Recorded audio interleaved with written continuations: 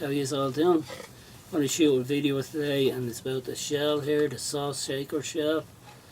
And that's the piece I turned out of the jig that I made, the piece I cut out of the jig. I ended up putting it back into it and trying to make the first piece, and I got 6 curves on that one. And the piece I'm going to use today is a piece of sycamore, and I'm going to just put it on the lathe here and show you how I made it, okay? Here we have the blank, okay? And basically the eye of the shell, everything's marked out on the back of the blank. So the eye of the shell is actually 1 inch circumference, and then you come back 3/4 of that, which will give you your first mark, which is to there. You draw a line from the center to that first mark, carry it on around to the outside, and that will give you number 2. The same for the center of that one will give you number 1, and 3/4 again, the compass, mark the compass onto 3/4 from the center to there will give you 3, and so on and so on and so on. So depending on the sizes of these lines here, the wider you make them, the bigger on the other side. The smaller you make them, the more you're going to have on this side. So that all depends, and that's entirely up to you. But if you go to my web blog, you will actually see this in more detail in photographs. You can click on the photographs and the photographs will enlarge and it'll show you a much more detailed probably on what's coming up on the camera here, okay? So I'm just going to put her on the lathe to the next stage and take you on to there. Okay, we're on to the 4th stage here. I'm going to turn the eye. I have my piece marked here at number 1. I have number 1 there on the bit of plywood on the back. I've made this piece here because the edge of this is gone, and I'm going to put 2 screws on that and hold that in place. I'm going to put a clamp on it here just to hold it there. I'll be screwing that in there and screwing it in from behind. Now I have 2 screw holes from the last one, and I'm going to follow them, but you just want to be careful. You probably have to move your screws as you go, that you don't come through the blank with your screws. That's the main thing. Now I used this jig already to make the first piece, so that I don't know if it's going to be any good on the second one here, because it actually, when you have a full face here piece, it actually stops tear out from happening. Basically I have a tool rest here that I use for hollowing, and I have a piece of hardwood attached to it, so I can keep my tool flat and on centre. And I'm going to use my skew here as a scraper for to do this, because you're basically cutting side grain, and on the last one I was using bowl gouges and spindle gouges and was kind of nearly getting catches. And anyway, this tool worked the best for me, basically scraping it out and scraping it out. And I just have to say, when you do one side here, you have to do the other side, and you have to finish it as you go before you move on to the next one. So just start off the lathe here, nice and slow. I just bring it up to a nice comfortable speed. And basically that pencil line, to show you again, is the outside of my blank. So I'm going to be cutting just inside that, and that's going to be the eye of the, that's a nice speed there, and that's basically going to be the eye of the piece. And I'm just using it as a scraper, and I just go in there. And this piece of wood is a piece of sycamore, and it has a bit of woodworm in it actually. And basically when you do one side, you do the other one in.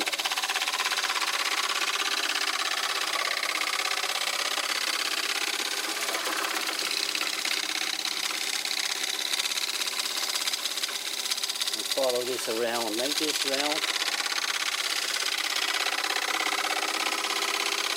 into that, and make this one round.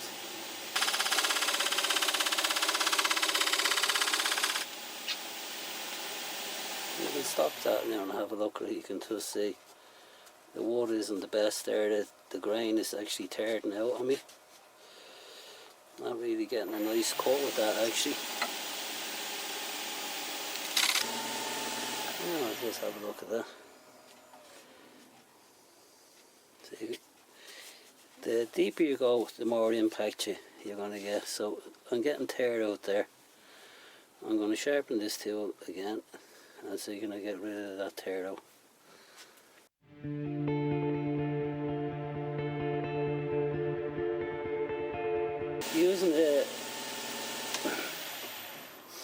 Using the skew chisel like this, you're practically going to get a finish like sandpaper.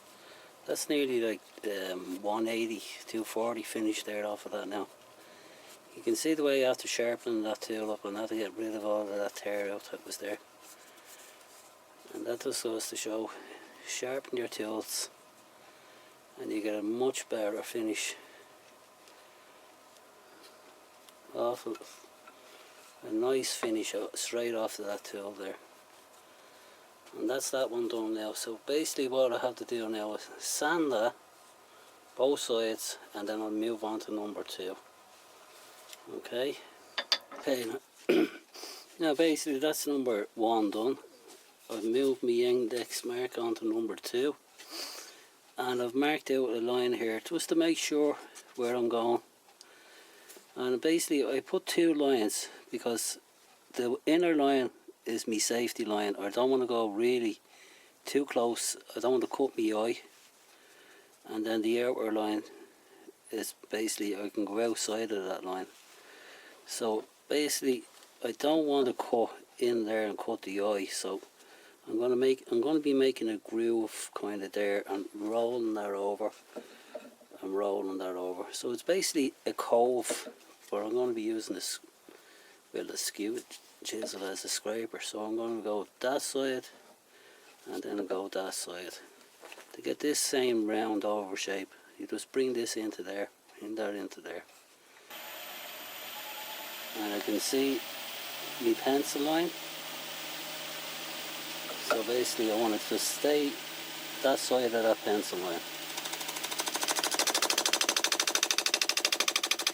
Cut there first. And then I'll come over and cut this side first.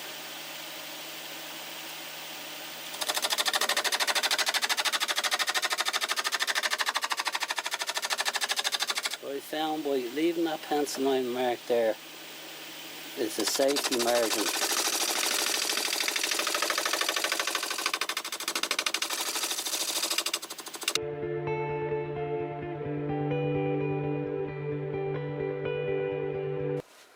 That's a bit better now. See the way I'm just touching the edge of the piece.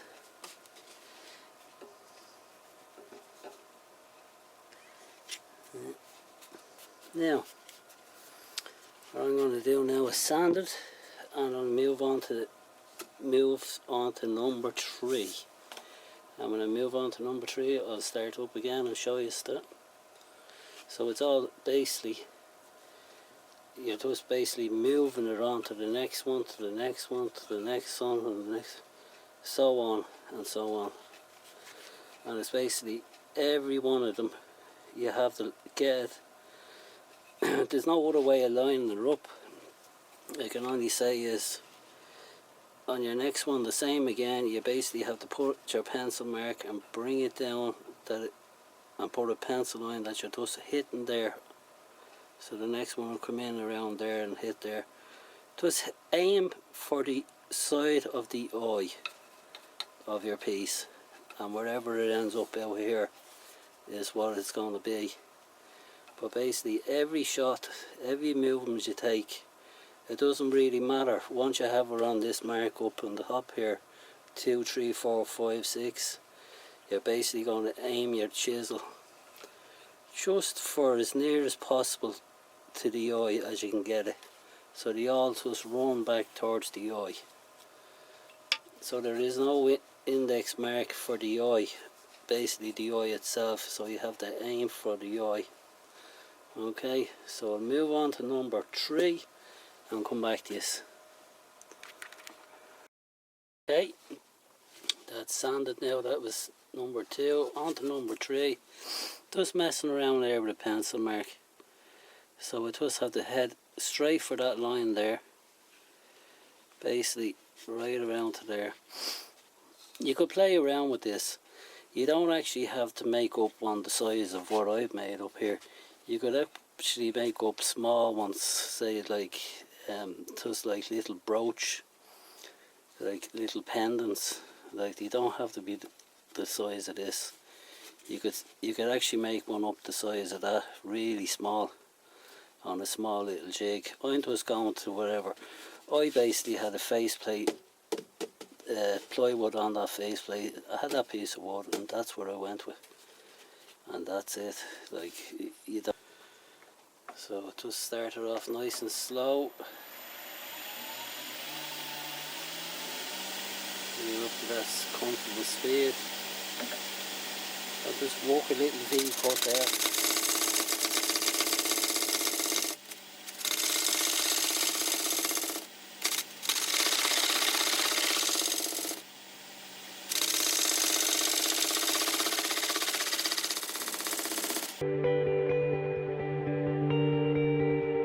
There we go.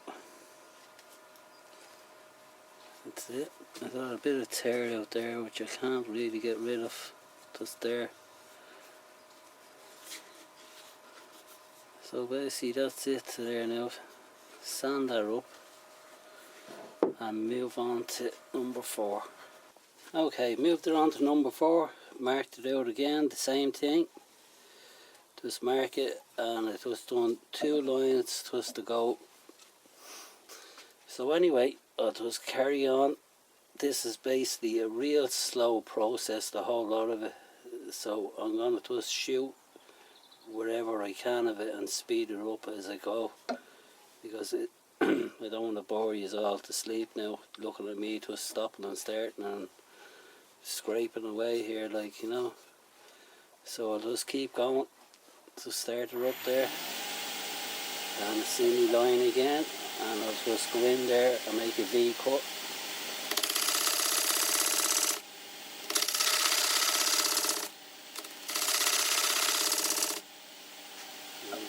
From this side, make a V cut.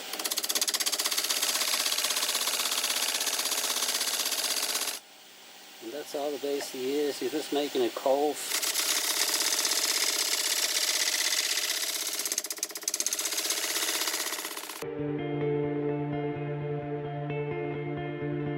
And that's really about all I can do there now. Just give it a lick, give it a bit of sand on there now, and move on to the next one. Okay, just moved the blank onto number 5 in the jig and marked out the pencil line again, the same again, just cut a groove. It's the exact same thing all over again. So basically you just line up wherever the side of the eye again and follow that all the way through. Okay, so it's basically just on the pencil line, cut a V, and I get a cove.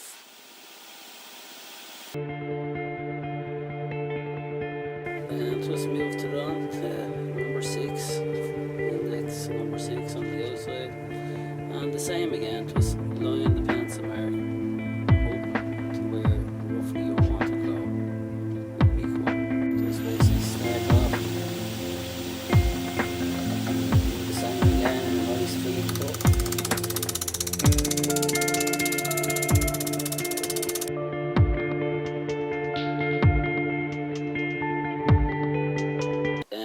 Just stopped there a minute ago and I moved it onto number 7, and that's index mark number 7 on this side, and just bring it from wherever it comes to out here back towards the other line that you already made, or towards the eye, and mark a pencil mark as usual and follow that pencil mark. And as you get out further, you're going to get smaller out here, and you're going to get right beside the edge of the piece. Okay, so just start it off again. Nice and slowly get the first cut.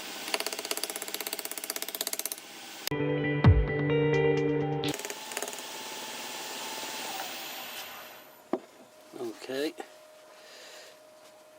that's number 7 done. I'm just going to move her on to number 8. The same again. Okay, I'll get back this, just sand her up and move on. Moved her on to index number 8, and I'm getting very close to the edge here. If I had a bigger face plate, I would put her on it, because then I wouldn't have this exposed piece. Anyway, I'm going to cut into here the same again, and just cut on the pencil line and follow it on through. Okay.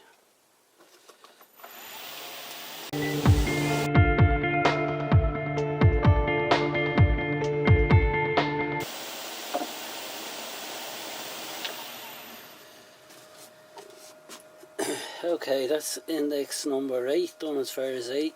Now, if I was to go on to number 9, I would be only left with this little piece here. So what I did was, I took her off, then I brought it to the bandsaw and I cut off this last piece to give her more shape, and I shaped the ends of them there a little bit roundier. In, around, in, around, in, around. So I'm going to do that now and show you that, okay? After you take her off at the last one actually, number 8 I think it was, I got it, yeah.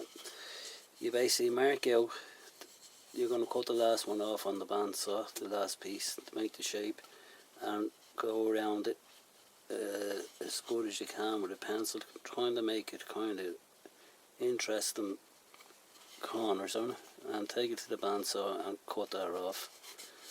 Or you can do it on a scroll saw if you have one.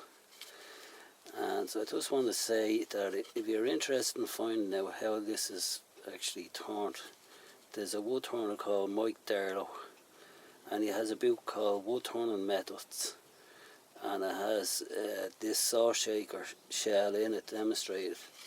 Now if you were doing it, if I was doing it again, I actually done the first one, just I didn't know how to do it actually. I just looked around and tried to work it out myself, but I figured out that you can actually turn this piece from, say, there and have a full piece there, and start off center. So instead of having your eye on the edge of the piece, you can have your eye in there and do the same thing and have it in the middle there, have it running around, but having an extra support all the way around here. It make a bit of a smaller one, but basically at the end of it you're still going to come along and cut the ends off at the bandsaw anyway, so it doesn't matter if the eye is on the edge. So as I say, you could start it with a new blank, say there, and have the eye of the piece, say, in there, and just let the lines run past it. Okay, so I'm going to just take this to the bandsaw, trim it off, put a bit of finish on it, and that's basically it.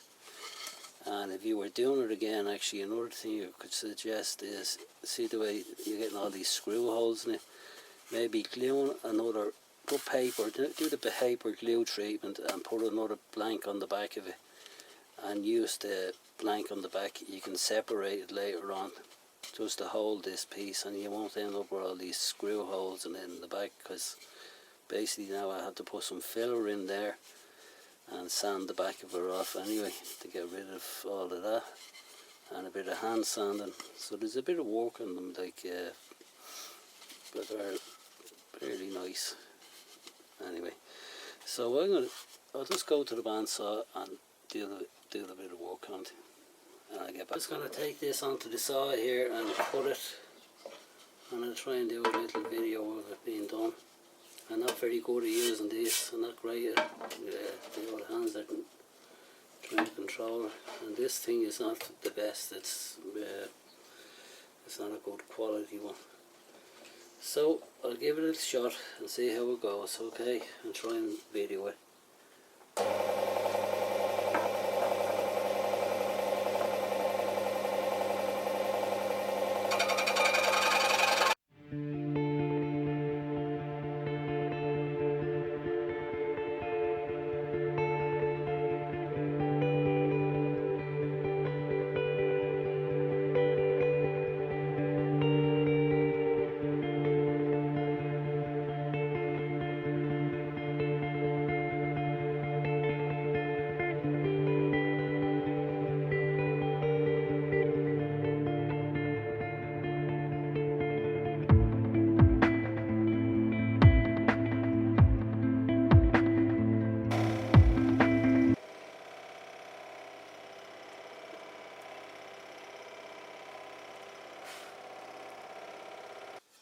Okay, there we go. After being on the scroll saw, I took off the edges and shaped it. As you see what I mean about cutting off the last piece to give it that shell shape. And filled in the holes, just mixed up a bit of sawdust and some glue and filled in the back of it. You could probably put a piece of wood over that, as I said, to stop that from happening, to hold it. Basically it was hand sanded now and finish. I don't know, I haven't decided on what finish, so I'll show you when all this is done. There's no point in me boarding you with sandpaper, so I'll take it onto that and I'll show you the finished piece at the end. Alright, there we go, there's the finished piece there. I'll sand it up and give it a quick wipe of Danish oil, and there's the back of it there, and turned out okay. I preferred the first one I made it. It's nice colour in there actually. It's a nice figure in that wood there. That's really nice, and it's heavier looking. But this wood, I think you want to pick a nice piece of wood if you're doing it, because that has some figure in it like that.